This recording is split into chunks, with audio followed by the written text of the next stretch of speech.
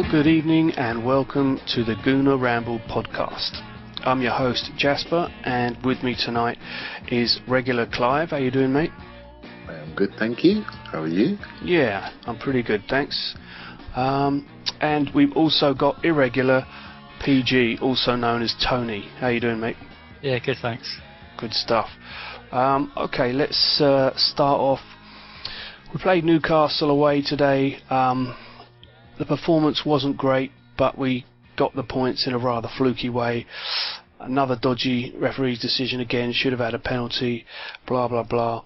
But before we break it all down, we'll talk about the lineup. Several changes this time. The boss not afraid to drop a few players. Ozil out apparently with a slight knock to his knee. Giroud benched in favour of Walcott. Oxlade-Chamberlain playing in place of Ozil. So a bit of a reshuffle. Coquelin back in the centre back position. What did you make of those changes, Clive?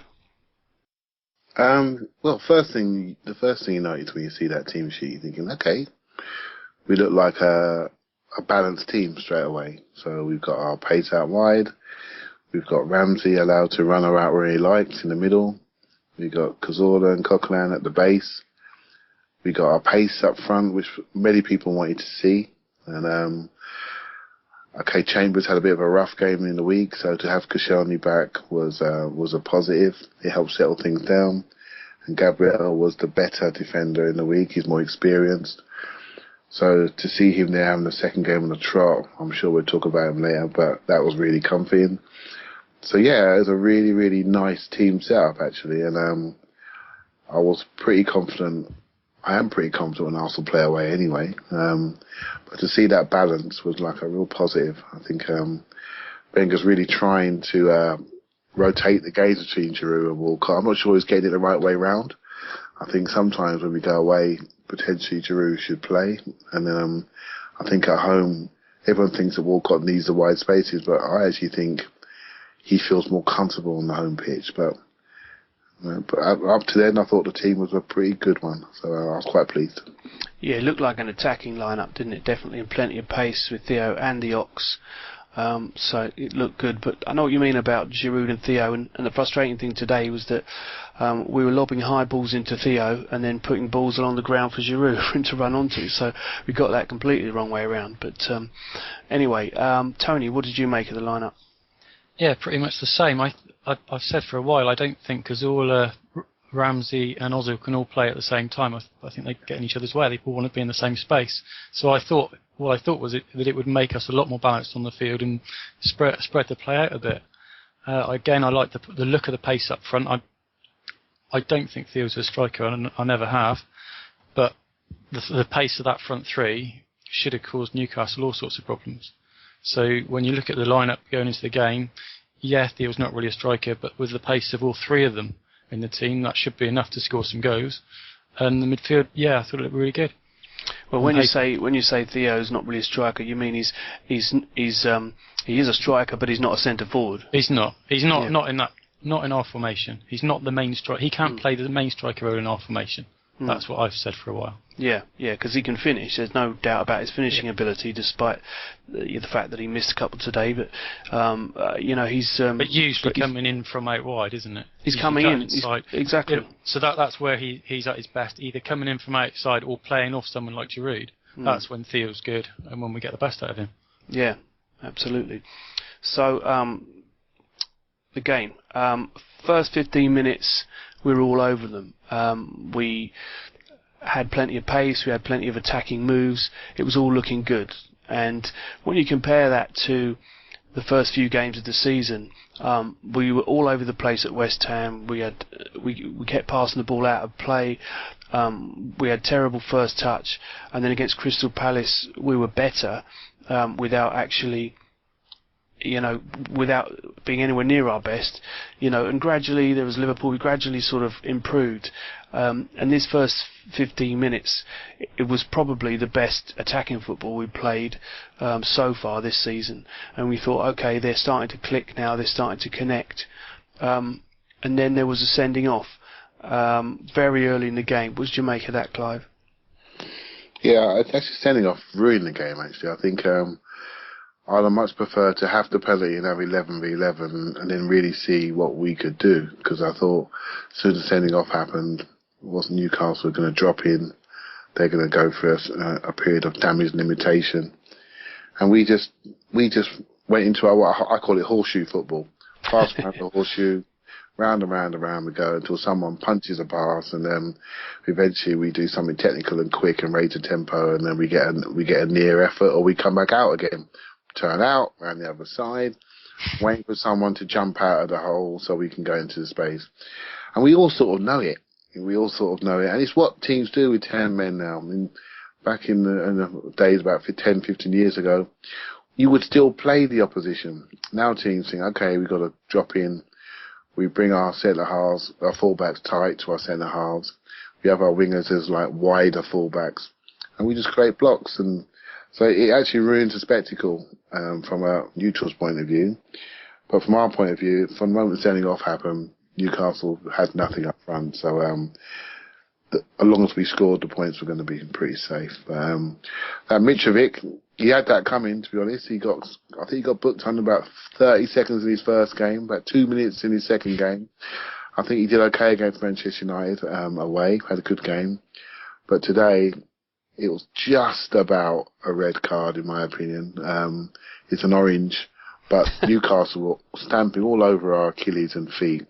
They'd definitely come out there. They must have been listening to Gary Neville, thinking that we were weak and need some strength.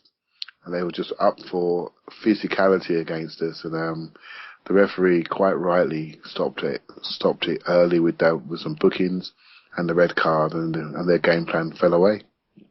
Yeah, I mean, you're right. It was a very physical game from them, and managers do that every now and again, don't they? You think, oh, Arsenal still have that soft underbelly. Let's give it, let's give it some welly and all that stuff. But really, we're not like that anymore. We've got Coquelin and we've got slightly bigger players, and you can't just foul us all the time, because the referees cottoned onto it, and most of them, when they're doing a good job, they protect us. So I don't think that's really going to get you that far. I mean, it breaks up our play, but if you end up getting a player sent off, or everyone's on a yellow card, then in the end it doesn't help you anyway. But yeah, I agree with what you're saying about him ruining the game. Maybe we can find a new way of punishing people. Instead of giving them the red card, we give them a yellow card and we get a penalty. even if the foul happens on the halfway line, we just get a penalty. That way we're 1-0 up. And it's still 11v11, because that's what people want to see, isn't it? Don't want to see 11v10. I went to Paris in 2006 and spent a lot of money, like many other people did, and to watch a European Cup final being changed after 12 minutes, right? And when the guy went through and scored anyway, you think to yourself, there's 1 billion people watching this game, and now over as a spectacle. Yeah, so, that's the classic example, isn't it? That game, that is the classic example. And we've had so many in the Champions League, haven't we? We've had Van Persie getting 2 yellows, one of which was, scoring after the whistle had been blown for offside. And he was supposed to hear over 85,000 people. I mean, there's so many examples, but something needs to change. But yeah, I know what you mean about the horseshoe football as well. It was a dangerous tackle today, though, wasn't it? Yeah, it was. It was studs up. I think I'm not 100% sure, but I think both feet were off the ground as well. And I think he was studs up and then came down onto Coquelin's shin. So it was a nasty tackle. There was an intent there for sure. I mean, he faced up to him. He didn't come from the side. He was face on, straight down the shin onto the foot. I mean, it's a coward's challenge, to be honest. It's a tackle where you're not going to get hurt and the other guy is. Yeah. My first thought was, that's Coquelin, and if he's injured, we're screwed, don't we? Yeah. The first thing I thought when I saw it. Whenever Coquelin goes down, you hold your breath a bit, don't you? But and he is a bit dramatic when he goes down. You ever notice that? He likes to squeal and a cry, and he likes that, and he rolls and he gets up, and he's a bit emotional. But as we've only got one defensive type player that likes to tackle, he's a bit of a worry when you see him get straight legged like that. Yeah, bloody hell. What are you talking about, Clive? We've got Flamini, he's world class. Yeah, absolutely. So Tony, what did you make of that first half? We talked about the sending off, then we had a penalty shout on Bellerin. What's your thoughts? Yeah, the sending off was definitely right to send him off. It was really bad tackle, and like I said, I saw when they showed the replay, and you saw his studs come down on. I mean, I think it must have come down on his foot, but it was not far off his ankle. And we've seen a couple of players out for seasons like that, and so yeah, he was definitely right to be sent off. Agree that it killed the game. We didn't get many chances after. They weren't going to attack us at all, and it just everything fizzled out. But the physical side we coped with well, which was nice to see because we don't always. The ref protected us. He should have given a penalty, but other than that, I thought the ref had a really good game because there were other refs who might have not given the sending off, might have let a couple more things go before he set the bookings out, but he laid down the law and effectively kept us in the game. Because I think if he hadn't, it could have been a different story, and it could have been the same old problems we've had before, whereby they just kicked the crap out of us for 90 minutes, and in the end, we either get injuries or respond and then get sent off ourselves, or we just moan. It's either a 0-0 or we go and we concede a late one like we normally do from a corner. I still think the problems are there. I know you said earlier about we're better at coping with the physical side of things now. I still think we struggle sometimes, and I think if the ref hadn't been as on it as he was today, we'd have struggled again. Yeah, I mean it's not 100% cured, but and when we come up against a physical side like Chelsea or perhaps the old Stoke, then we'll have to see how we get on. But we've beaten Chelsea once already this season, so we shall see.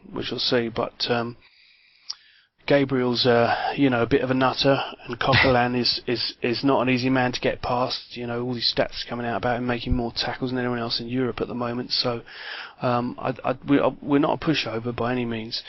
But what did you make of the penalty anyway, Tony?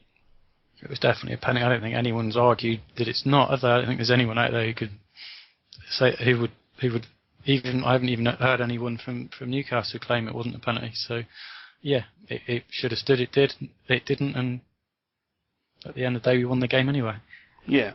I think they analysed the penalty quite well on TV. Actually, the TV I was watching, I think if you looked at it closely, is it Thovan? He put his hand on Bellerin's shoulder, and it's only a light touch. And from the referee's angle, you could see that all he could see was the hand on the shoulder, but what he didn't see was the foot on the Achilles, and that's what's brought him down. And so the referee thought, that's just a light touch. Why are you going down? So he thought no pen. It's just a purely trick of the angle, and an absolute blatant penalty that we just missed out on. And I think the game would have been interesting if we'd have scored at that point. I think we've been quite unlucky this year on goals like that. I mean, the Ramsey one at home to Liverpool, that effort there, getting that first goal in the first 20 minutes, that allows Arsenal to play like Arsenal, and then physicality doesn't become an issue because now we can up the tempo and be much more technical. Show a lot more technical security on the ball when we're one up, and then the physicality doesn't come into it, right? So it's a real issue, our ability to be efficient and get the luck to score that first goal early enough. Yeah, I agree with you. Early goals always help with us, but you're right as well, Tony. The ref did have a good game. Apart from that, he did have a good game. Got most things right. Anyway, second half. I mean, it was all us. We're all over them. You mentioned the horseshoe football, Clive. I think the Tuesday Club call it the arc of frustration, which I quite like that expression. But us Gooners are used to watching that happen, and it just needs somebody to drop a shoulder and beat a player and create a bit of havoc and draw defenders in the wrong direction. But it doesn't always happen, and we wanted Ox to do that today, but he wasn't quite himself yet. What did you make of that second half, Tony? Well, I think Chamberlain was still he's our most, I don't know what the word is. He's the one who, if someone's going to make the run in and push it on a bit, it's going to be him. Everyone else, when they're playing the tippy tappy stuff, as soon as it gets to him, at least he wants to go forward with it. Direct? Yeah, that is the word. He's on of all our forward-thinking players. He's the most direct. He's the one who, when he gets the ball, he's thinking, right, I want to go. And most of our chances this season have come from him getting the ball and either running at someone or cutting inside and having a shot. I think everyone else, just like you say, just seems to want to pass it sideways and keep possession. And I give it a year or two, Wenger will coach it out of him. But at the moment, he's our most attack. He's a bit like Alexis was last season. Gets the ball, just wants to run at people and have a shot, and it's much more entertaining. Mm. Yeah, I mean, we've got to keep those direct players. Rosicki's another one, injured at the moment, hasn't played for a while, but his first thought is always to carry the ball forward. He'd do that, either pass the ball forward or go on a run, and he doesn't like the sideways tippy-tappy, and we need to keep players like that, and you've got to have one or two people like that, like Sanchez as well, who, they will lose the ball occasionally doing that, but if you don't take the risk, you don't get behind, you don't penetrate. We've got to try not to coach it out of them, but like I said, Ox at one point was dribbling the ball, not even dribbling, just carrying the ball and just left it behind, sort of trod on it, didn't he? That was quite funny. But I think he, looking at his interview after the game, he admitted he was a bit off the pace, and you could say that about a lot of players. They just still they still look like a team that haven't quite finished pre-season yet. I don't know what you reckon, Clive. You can say that for the whole league, to be honest. That's why we're getting all these funny results, isn't it? Yeah. I think it's something like last week, I don't know if it was out of 30 games, there was like 6 home wins. That tells you that teams that are forced to keep the ball and create those patterns of play are finding it more difficult, because they're the ones that have the technical levels at the highest level. It's quite easy to coach a team into a defensive formation. So the teams that are away from home are making the most of the possession that they're having and doing a Crystal Palace on Chelsea, for example. So doing a West Ham on us.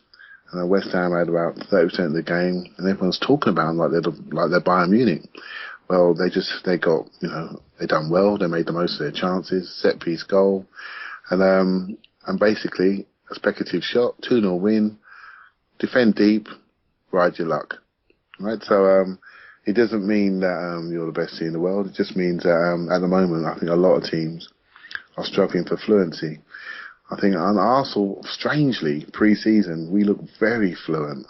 And we look I never seen us look so good pre-season. I went to a couple of the games. I'm thinking, well, this is it. Wait till we get sharp. And we managed somehow to take away all that expectation with a sloppy first game. And then we get a nervous game at Palace. We play in awful conditions versus Liverpool and managed to mess that up by losing both your centre halves, wasting the first half, and then finally finding our feet and not executing. I think we must have had upward of 80 shots on goal, and we haven't done anything with it. And like today, I actually think we were a little bit. Our timing was off in our passing today, and the simple thing you do when teams are out of 10 men, what you do, you try to create overloads, right? So you've got to commit. You commit people. You create overloads out in wide areas, you bring the ball back and you get shots, right? So we did it a few times today, but I thought we were a bit passive. I thought Theo was passive. I even thought the Ox was passive. We still haven't got rid of that West Ham game from our system. And that is like typical Arsenal. Lose a home game, it lasts for 6 weeks in our minds, right? So, because we're a sensitive, emotional bunch that don't throw away defeats that easily. It's the truth, Yeah. And this is what we're used to. It's just one game, move on. There's another 57 to go if you have a 60-game season. We've got another 57, 56 games to go. We've got to learn to throw this off and play our football. Our passing has gone. So most teams get sharper. We're going in the reverse in our passing and timing. And so I'm hoping that we're going to get some fitter players in the next couple of weeks from international break. Get a couple back and get our passing together, because we look so inefficient in our passing, our shot selection, our chance finishing. Everything is just not quite clicking at the moment. Yeah, I agree. We do look well off the pace, and when we were like that at West Ham, I thought, we'll sort it out in a couple of weeks, but it's really taken its time to get better. You can see a bit of improvement, but we're definitely a long way off where we were at the end of last season. We were in a right old groove at the end of last season. Just, a fantastic run. And now we look really, a shadow of that team. Maybe if the international break, hopefully most of our players will get a chance to play. They'll do a lot of training. Maybe they'll come back sharper, and if they score the old goal, they'll be more confident as well. You never know, but we've got to get out of this. It's almost like we don't have a game plan when we go to attack. It's like there's no. So you've either got Giroud or you've got Theo up front. You've either got a big target man or you've got a pacey striker. And I don't know which one you were saying earlier. We were doing the wrong thing to the wrong striker. But you'd think if you knew the team you were going to pick going into the game, you'd be planning things all week on how you're going to make the most of that. But we just seem to do the same thing of passing it around and thinking something will come eventually, just waiting for a bit of space or waiting for. We don't seem to have a plan of. We've got these players on the pitch, so today we're going to attack mostly down the left, or we're going to send balls. We're going to send diagonal balls. There's just to go out and pass it around and see what happens. And we've been doing that for years. I think that's what it looks like this season. It looks like we're just sending out a group of players and saying, yeah, pass it around, it will come. Just keep on doing your thing, and it's not coming. That's how it looks to me. I think the key thing really is just how we're finishing our chances. Right? So the hardest thing in football is to score. The second hardest thing is to create chances, and we are creating bucket loads.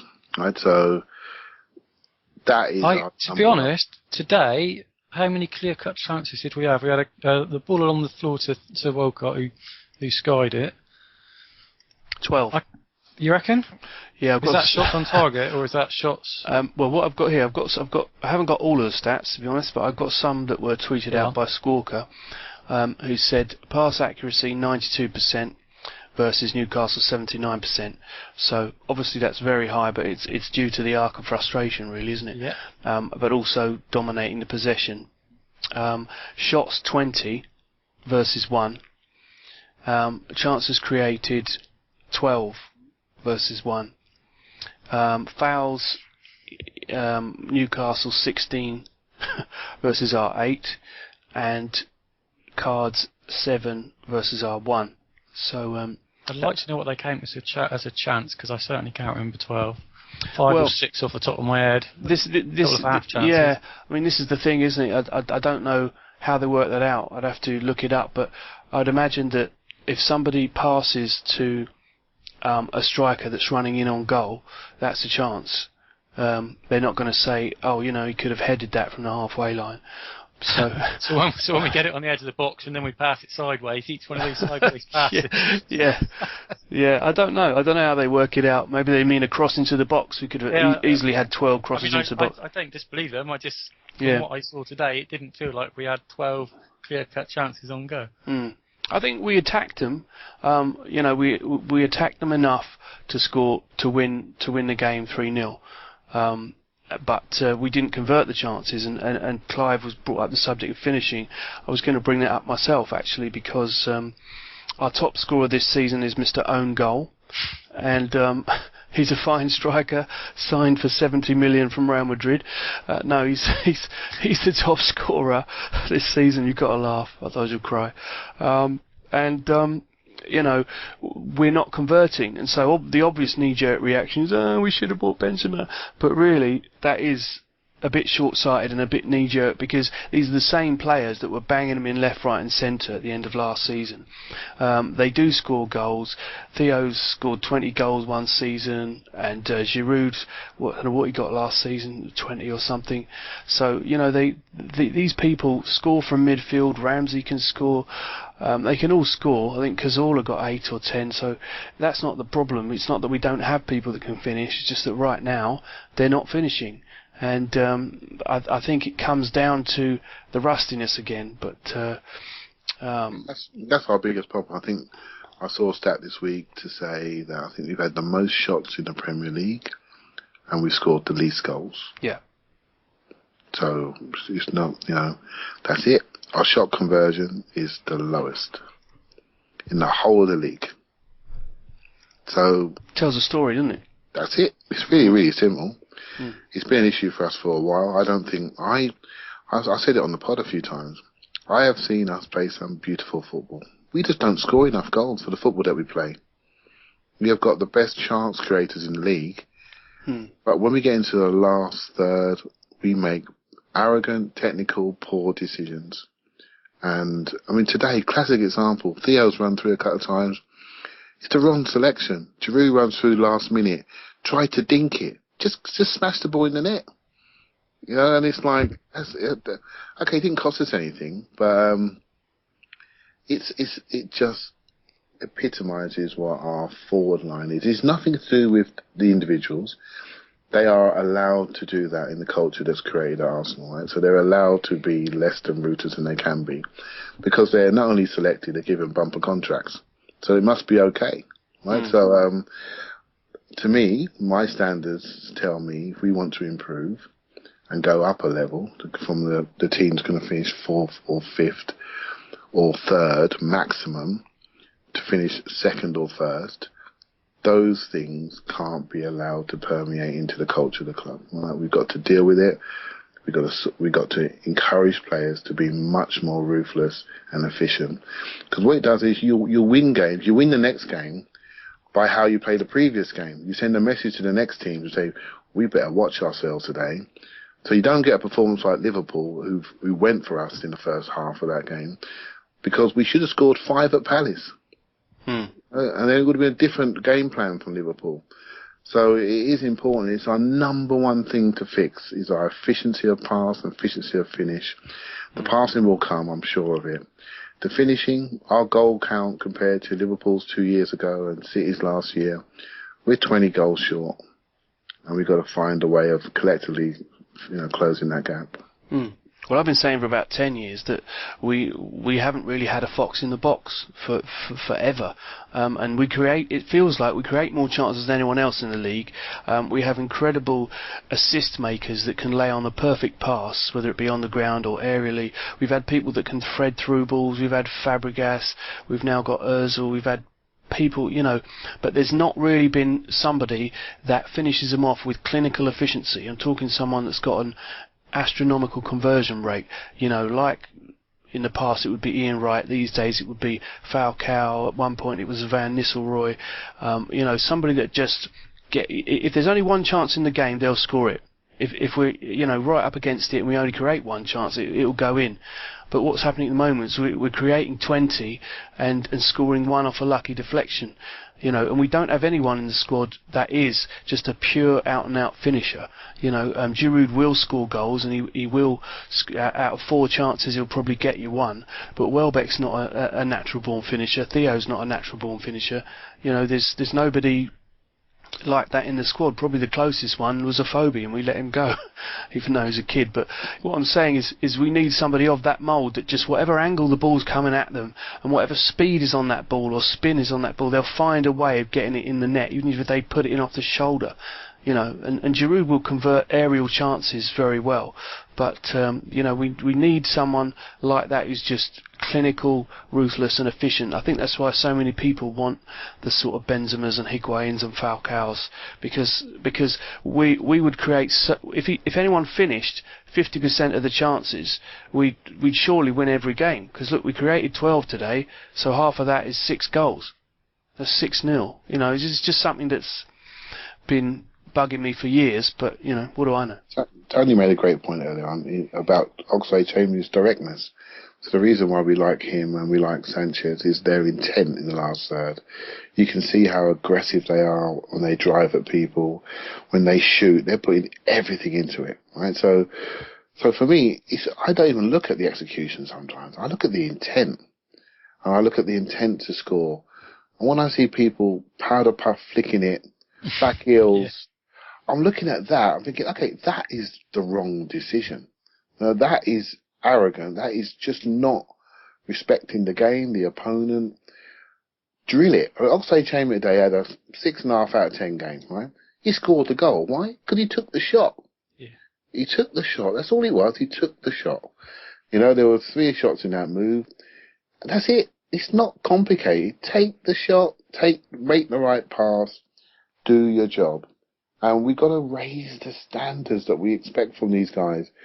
You know, I spoke the other week about Ramsey and how many times he gave the ball away. 18 times. It's not good enough if you're serious about first or second. Against Liverpool, we gave the ball away 20 times in our own half in the first half. Right? That is like, oh my goodness, that's not all Callum Chambers, I'll tell you that. No. So we've got to improve the standards and efficiency within the group, and it's a collective issue. I almost hope we don't buy anybody, because these players are good enough. They're just not playing well for whatever reason. I'm not going to be over hard on them, but the problems are in our dressing room, not in the back pages of the Sun tomorrow, hoping we're going to buy somebody. But it's almost as if that's the way we set about. We set out to keep possession because Wenger's belief is if you have possession most of the game, eventually you'll get an opportunity and you'll score a goal and you'll win the game. If you've got possession, the other team can't score. I've read it and I've heard him say it before, and that seems to be. The emphasis seems to be on keeping possession rather than making chances, and that didn't used to be the case in the Invincibles. In the Invincibles, they got as soon as Thierry Henry got the ball, you knew what he was thinking. He was thinking, I'm looking at that go, can I get a shot in?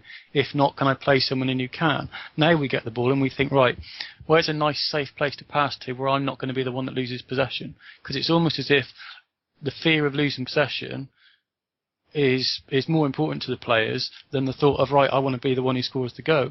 I don't know, that's just how it looks and how I've no evidence of that, but that's how it feels sometimes, is that keeping possession to the players is more important than looking to go forward and score a goal. And that's, when you talk about mentality, that's the sort of mentality that we seem to have at the moment. And we don't seem to go out thinking, right, from the off, we're going to get the ball, we're going to get forward as much as we can, we're going to get it's right, we're going to go out there, we're going to keep possession, we're going to be really patient, hopefully an opportunity.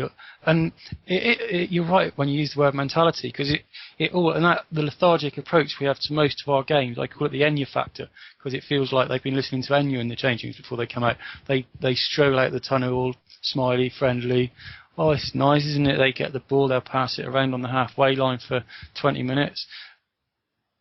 The mentality is definitely the thing. You're right when you use that word, because that is what's wrong with us at the moment. Yeah, is that going to change anytime soon? Probably not. No. I mean, what it looks like to me, and I agree with what you're saying, Tony, is that they would get shouted at, in the dressing room for giving the ball away more than they would get shouted at for not taking a shot. No one's gonna say to them, "Oh, you took a shot, but you didn't score." They just say, "How dare you give the ball away?" Which is why I made the comment about Chamberlain earlier, in that he's really direct at the moment, but they'll coach that out of him, because I think they will. I don't know which game it was where he gave the ball away that led to the goal. Was that the first game of the season? That was West Ham. Yeah, he was coming out of his area, wasn't he? And he had a heavy touch, and they just took a shot straight away. But I wonder, and I don't think he started the next game, did he? No. Do you know what I mean? So this is me just maybe being a bit over analytical and stuff. But he didn't start the next game after that. No. Is that you need to be less direct? Maybe. I mean? It's a weird one with Oxlade-Chamberlain, isn't it? Because in a way he's sort of a microcosm of our season, because he scored the winning goal against Chelsea. So, like everybody else, he was looking red hot pre-season. Then he was just as crap as everyone else for the next few games. Then he couldn't even get a game, because even though he was the sharpest one. He was our best player in that first game, wasn't he? Yeah, he was the best player pre-season, the sharpest player. He's the only one that didn't actually look like they were halfway through pre-season when he was playing against West Ham. And so he was razor sharp in pre-season. He carried it through to the first game. Then he couldn't even get a game after that.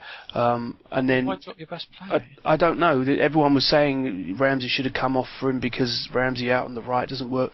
But then he's the most direct player, and then he comes on today and scores the only goal of the game. So it's all a bit weird. I don't know what's happening with the fitness levels. I don't know why we're not playing the sharpest players.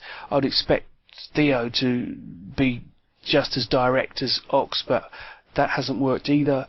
He should have, Theo, if he hasn't been starting, he should have been coming out really ready to prove a point, and he just didn't. Do you know what I mean? Yeah, he had a bad miss today, didn't he?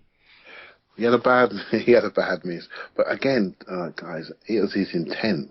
Yeah. His intention to play after not playing for a while. You'd have thought he played every minute of every game. You never thought anything that he was really going to say to people, I want this position. This is mine. I've just signed a £140,000 a week contract. I'm the longest serving player at the club. I am going to show everybody now. This is my time. He has jogged out there. Again, I don't want to use stats, but you know what? Stats are available within 20 minutes of the game, right? So he had 18 touches today. That was it. Only person with less touches was the guy that got sent off after 14 minutes. But is that his fault, or is that because he's not built for that role in the team, is he? I always say when he plays up front on his own, he's isolated, and also with the way that went with the sending off as well, and the way Newcastle defended. So I don't think that's necessarily all his fault. But yeah, no, it's not all his fault, but it's intent. So I wonder, one stat I haven't got, and again, I don't like stats, but we're quoting them, right? So I wonder how many sprints he made. How many sprints did he make to make space to get to receive the ball? That's the key stat. That's the stat before the touch stat, right? So I wonder how many sprints he made in that game. You know, so things like that, intention to play. I don't even care about the execution, because the execution will come if the intent and attitude is correct. You know, so that's what we need to be showing, and I think we're a little bit within ourselves mentally, and we're not quite showing the right intention to play. There's a clip. There's a clip out there. If you can wind your brains back to the first 25 seconds of the Community Shield, that game kicked off, and I tell you, against Chelsea, Arsenal went out of that blocks. They were unbelievable. Got a shot off in the first 30 seconds, ripped into them, bang, bang, bang, tackled them, got it back, shot, cross, bang, corner. I'm looking at it thinking, oh my goodness. The intention to play is just evident. We're here to play. You Chelsea players are going to watch us for 20 minutes. That's exactly what happened, right? So our intention to play, our aggressiveness offensively, it just isn't there at the moment. And that's a worry. That grows, and it's actually going backwards. We've won today, so I don't mean to sound negative. I'm talking more holistically. I'm really pleased with the win, and Bank Holiday is going to be great. But I'm thinking, okay, where do we go next? What I want to see in 2 weeks' time, I want to see aggressive intent. I want to see presence. I want to see desire to win games, overloads in wide areas, pace, aggressiveness, cutting into the box. We were too passive today. Maybe the game, 10 men, took that away from us, but that's what I want to see, a lot more intensity and aggressiveness in the last third. Yeah, I agree. And I did watch at one point Theo sort of lay the ball off to Bellerin, I think it was, on the right wing, and then just slowly trudge towards that centre forward position, keeping half an eye on the ball, you know. And I just thought, that is pathetic, you know. You should be, as soon as you drop off to lay the ball to someone, you turn around and you spin back in. Exactly. You know, and it was with your pace, you should be making little 5 or 10 yard darting runs, so that pass back to Bellerin can become a 1-2. He can chip it back over the top for you. But he just sort of shuffled off over there, and I thought, come on, somebody inject some life into this, you know. But it wasn't happening. It was, you know, we dominated possession, we kept attacking, but it was too patient, not enough intent, as you say. You touched on a great point earlier, Tony. Sorry, Jasper, about the stats and players not taking risks. Well, I've got about 3 apps on my phone that tell me the stats of the game. The players are getting these same stats in much bigger slices given to them almost in a report to their iPads straight after the game. And they're being judged on everything they do. How many sprints, how many runs, how many take-ons, how many duels. And these stats mean something. And I wonder if it's not just Arsenal's problem, by the way. It's everyone's problem. It's becoming a safer game. You know, and I criticised, for example, Aaron Ramsey a couple of weeks ago. He gave the ball away a lot. And I thought about it afterwards. I thought, well, actually, he does take risks. Sometimes he takes risks at 0-0, which I don't like. But he takes risks. And those type of players, you've got to encourage that freedom of spirit and those risk takers to flourish in our game. 'Cause otherwise, we're going to get a very stale game, which is run by data analytics people. So he's playing with the handbrake off. Yeah, you've got it. Yeah, Ramsey's playing free off the chest.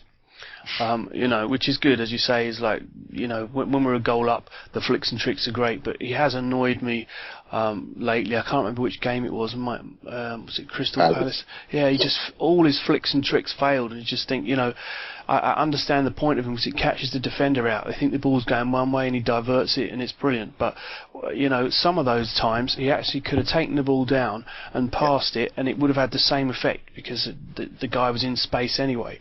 So I just think that it's unnecessary a lot of the time, and we concede possession. But yeah, I mean, we need someone to take risks, but we need to take them at the right times, make a decision when to take them.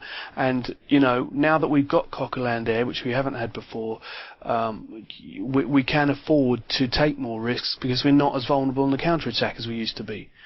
We can actually get back, and I've noticed over the last 6 months or so that when people try and counter-attack against us, it's normally 4 to 6 people that get back, 4 to 6 bodies that get back and try and stop it. There's only 1 or 2 occasions where you sort of had a 3-on-2, where we only had 1 or 2 defenders left back.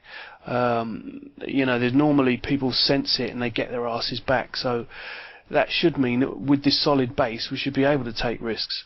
But we're still playing in the arc of frustration. So what can I say? Anyway, I'll move on to listeners' questions before we run out of time. They're all about transfer activity, not surprisingly. And when we're not scoring, it's a bit knee-jerk to think, right, we must go out and buy a striker, but we needed one anyway. So the fact we haven't scored very much is sort of irrelevant. The first question is from 4949 Undefeated, and it is, who is to blame for the lack of transfer activity? And I'm going to put this question straight over to you, Tony, because if you don't follow Tony on Twitter, he is a solid part of the Wenger out brigade, and every single tweet and retweet is another knife in the back of Wenger, and he's staunchly in that camp, and he absolutely wants to cut the guy's throat. So I don't know about that. What was the one you tweeted as saying, calling him a senile old bastard or something? But yeah, I retweeted somebody. I know. Yeah, but so I was angry at the time. Yeah. So what's your Twitter handle again, Tony? It's at Plymouth Gooner. At Plymouth Gooner, that's right. So if anyone wants to get stuck in with Tony, off they go.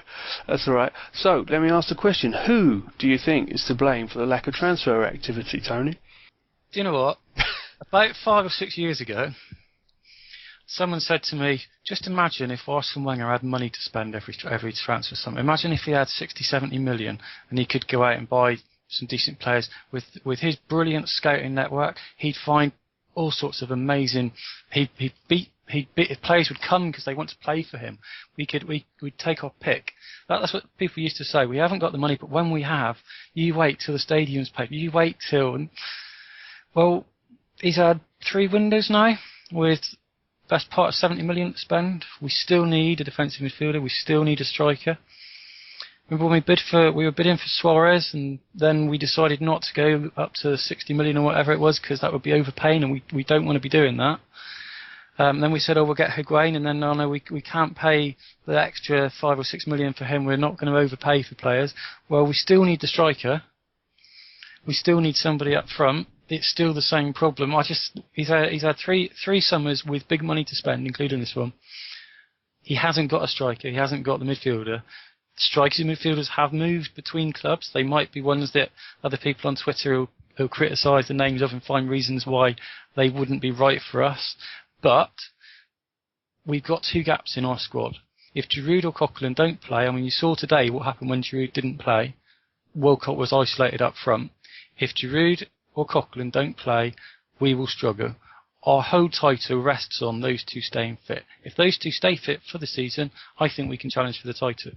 But that's a massive if. And the money we've got to spend, there's no reason we should be taking that risk. Right. Well, you definitely answered that question.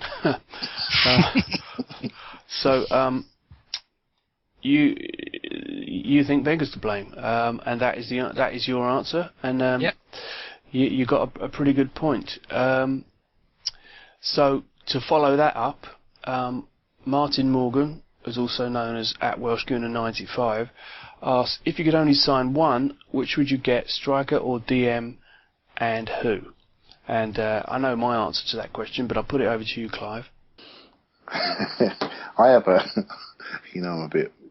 I have a different view, right? So I think I don't see a striker out there that we should buy. So I think striker's a priority for me. I think we have enough midfielders that can play central midfield. So, but as for buying a striker, tell me one that's available that we could get. I just don't see one. Lacazette? Well, I watched Could him. have got Benteke a couple of months ago. Okay, now okay. Let's think about this, right? So Benteke, we watched him in the cup final. Right, I watched him in the cup final. I had a big cigar go on when I was watching that game. I watched him. He was no threat to us. The other day, he was more of a threat.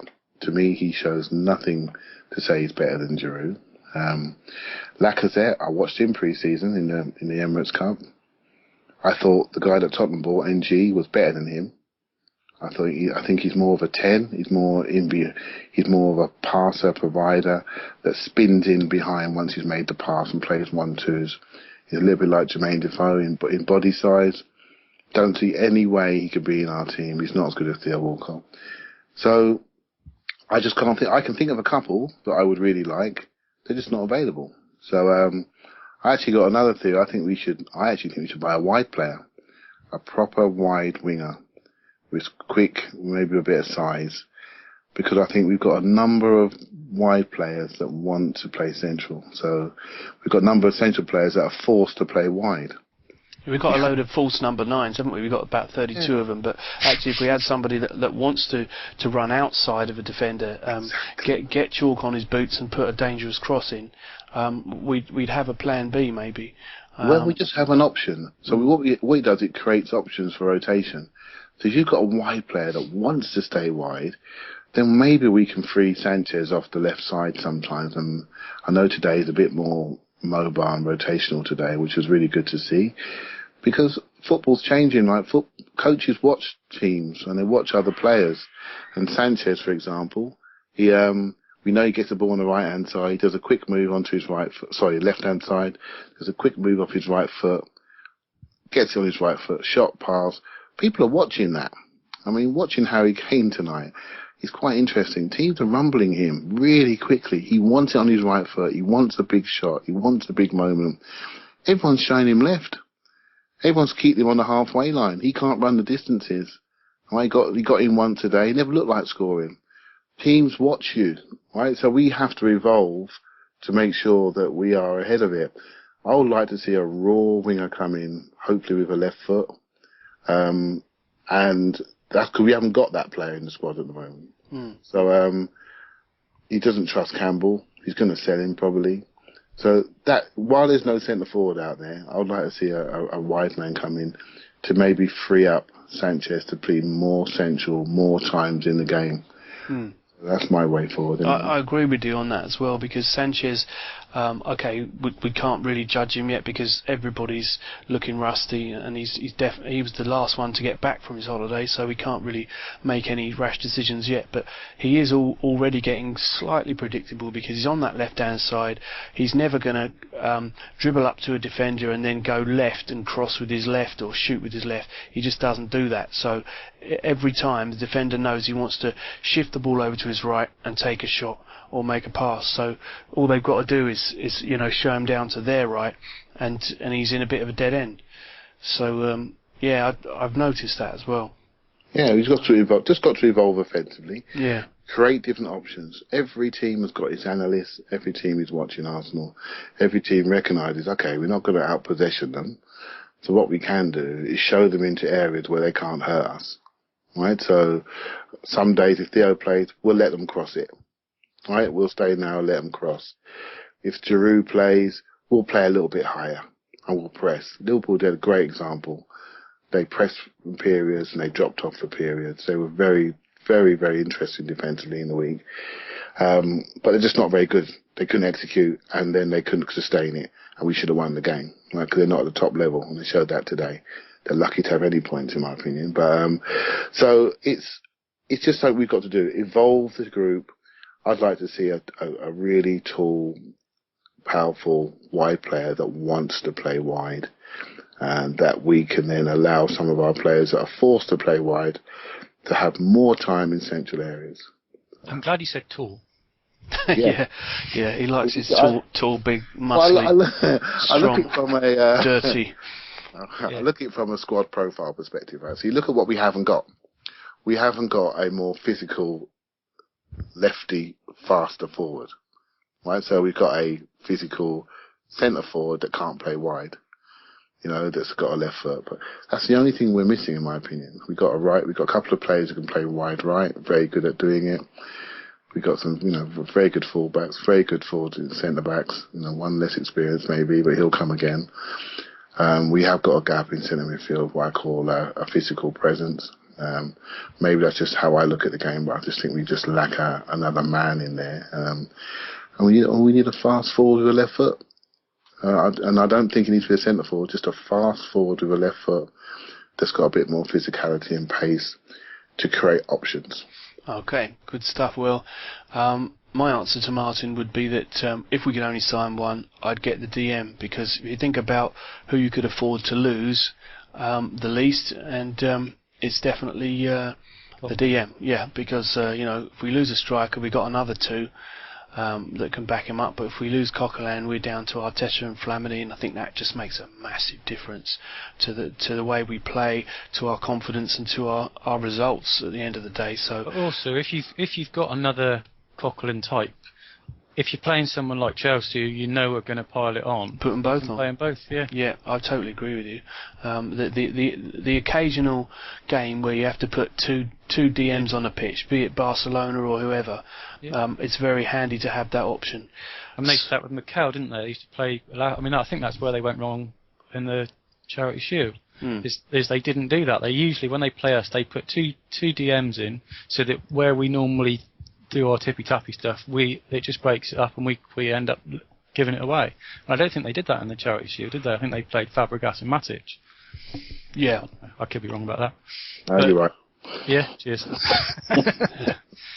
Yeah, well, I mean, as Martin asks who, I don't know who, I like Kondogbia, he's gone, there's a few people gone, but, Wenger, he can pluck someone we'd never heard of from, Kansas or something, so we'll just see what happens, but... I'd like to have a minute on Coquelin, Jasper. Go for it, go on. We haven't got a lot of time, but go for it. Well, it's quite interesting. He's evolving right in front of us, right? So when he first came in, let's just take the City as the big one. We were playing like a 4-1, and he was the one. And we had our dribbling team out that day, and we dribbled out the press and had a great result, right? So if you look at the game today, I looked at a few games this season, the actual deepest line player a lot of the time is Santi Cazorla at the moment. And Coquelin is the one that's getting higher up and engaging in the tackle and winning it early and creating transitions for us. So it's quite interesting. He is developing really quickly into a true all-round midfielder, not just a tackler. Tackling is what we see, but I saw him playing at Liverpool this week. He was playing left foot, right foot, out switching the play. He's very, very impressive in a lot of facets of the game, and I wouldn't just think about him as a DM anymore. He can do that job, but Santi Cazorla's dropping deeper and deeper, and potentially where he stands, he has replaced Arteta, if you know what I mean, from a playmaking perspective. So it's an interesting one. They're great partners. It does worry me though, Clive. I mean, I don't know if you heard the last podcast that I hosted, but I mentioned that Coquelin was starting to get forward a bit, and it worries me because, Wenger doesn't like the phrase DM. He doesn't want a player that can only do one job, and the rest of the world disagrees with him because it's exactly what we need, is somebody that just doesn't give a toss about being part of an attacking wave. They just literally want to break up the play, give the ball back to Cazorla, break up the play, give it to an attacking player, and just be that screen in front of the back four. That's all we need. But Wenger doesn't want that. He wants them to be more complete. You know, he thinks that the modern game, you can't have somebody there that only does one job. And whether you agree with him or not is another matter, but I just think what worries me when I see Coquelin go forward is I just don't want him to turn into an Alex Song.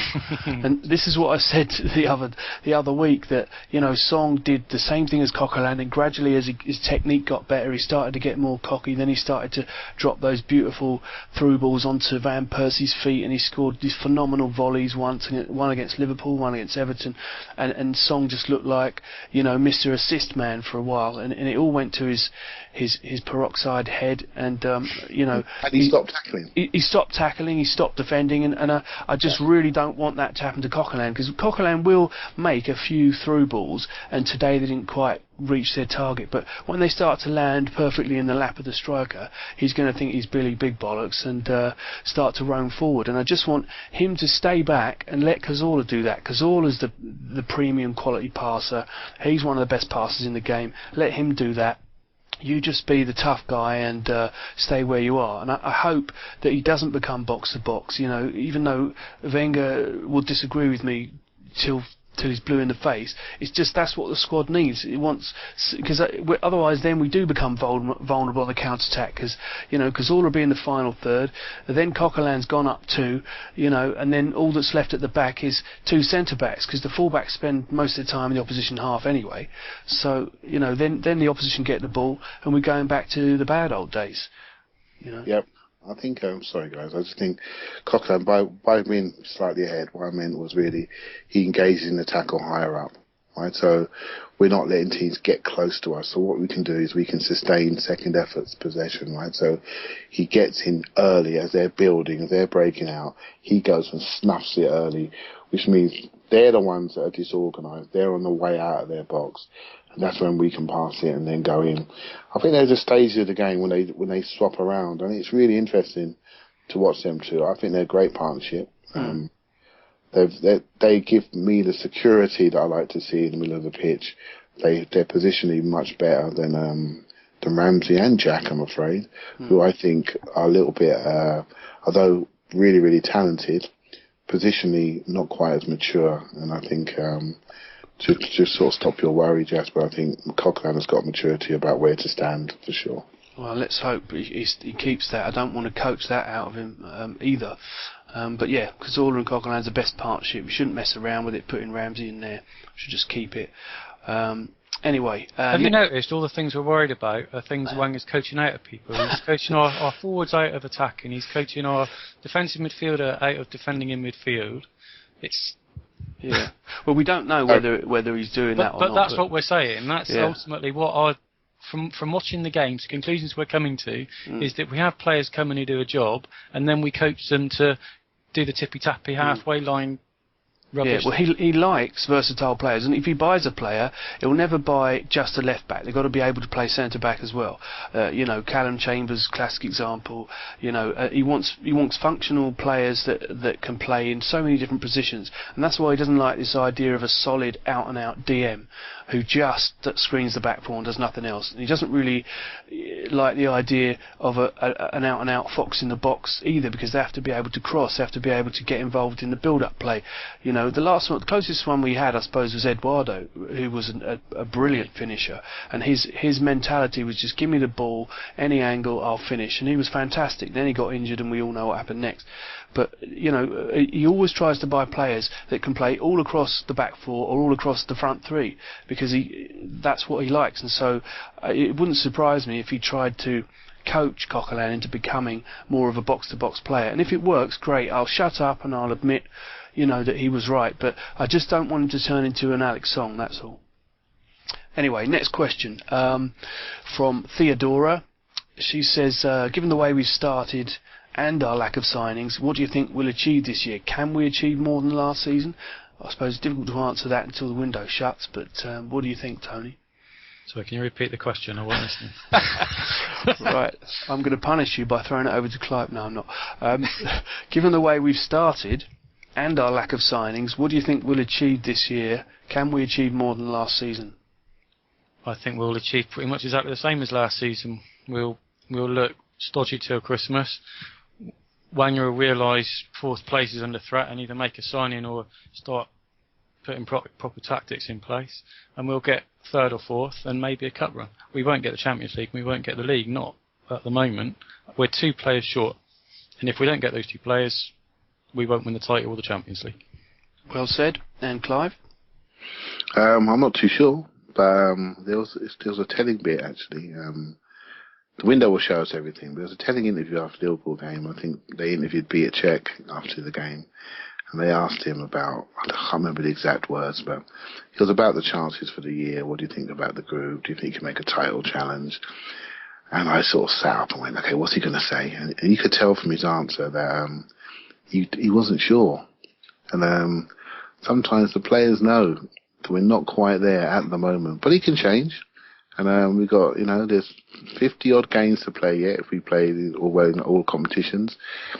And, Man City are looking wonderful at the moment, but I'm not seeing many trophies handed out in August. Yeah, I mean, I know what you mean about Petr Cech. It's interesting. The reason it's interesting to hear what he says on that question is because he's been with a winning team. And, he's been with a team that's won the Champions League and the league. So if anyone should recognise a winning team or a scraping third team, it's him. He should be able to tell the difference. And he didn't look massively convinced yet. But what he did say was that the vibe in the team and the camaraderie it was fantastic, which is a good thing, and that there's plenty of quality. So potentially we can win the league. We've got that in our locker, but we've got to get out of this malaise we're in at the moment, and we've probably got to get a player or two. But we shall see.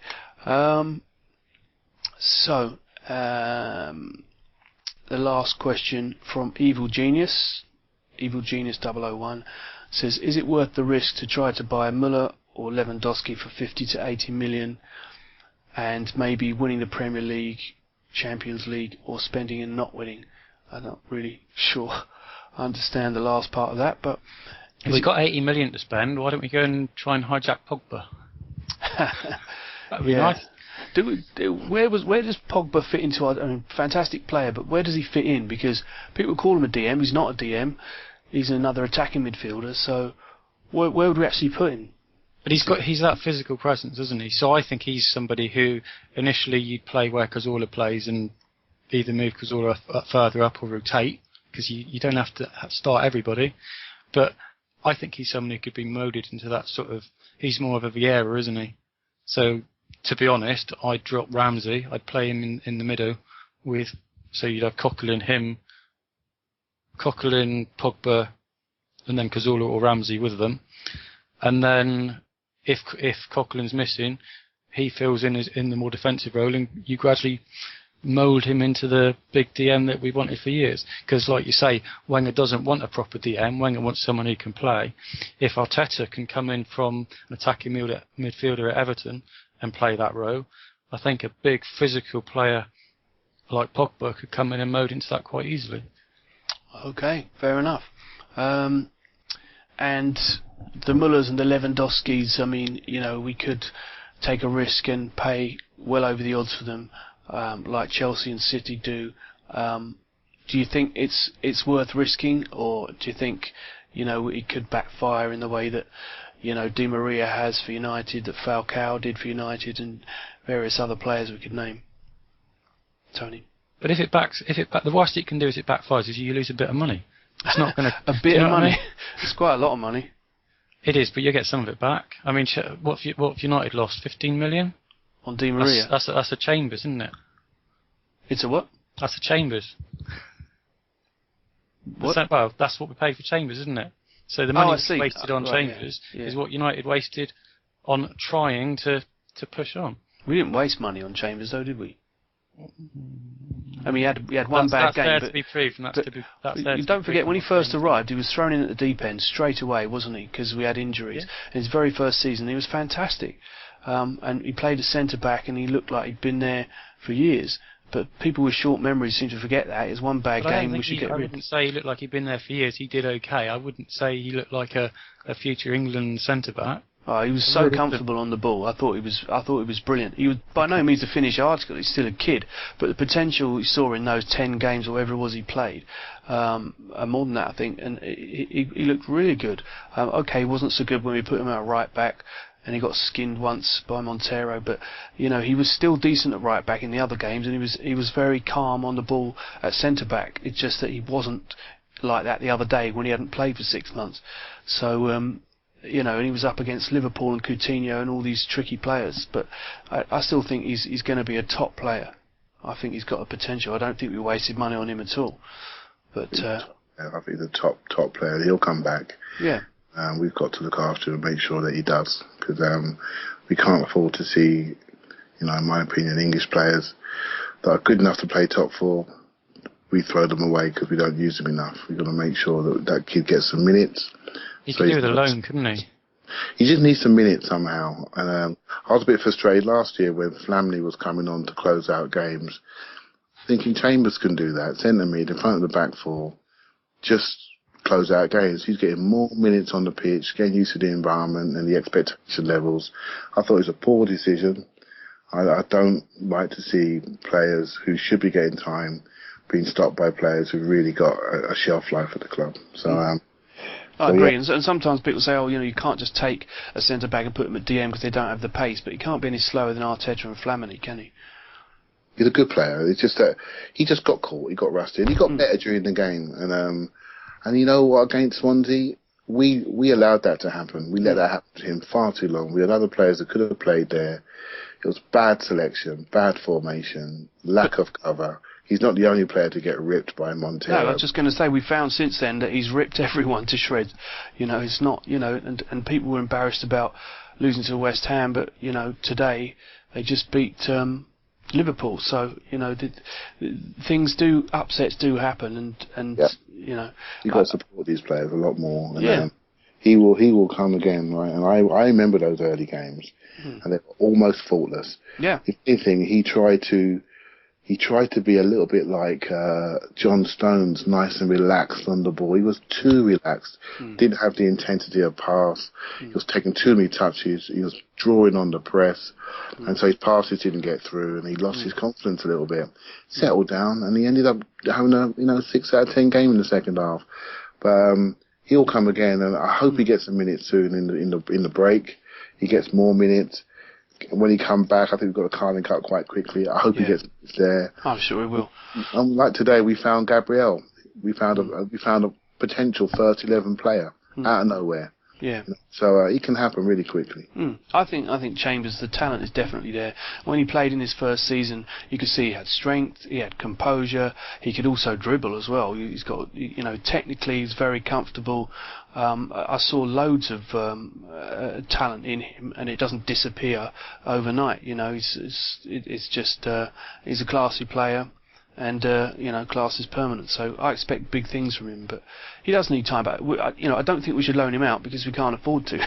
We've only got 4 centre backs, and 2 of them were injured the other day. So if he was out on loan, we'd be seriously stuffed. So we can't loan him out, but we just need to give him more time in the Carling Cup and the FA Cup, and other places like that. Anyway.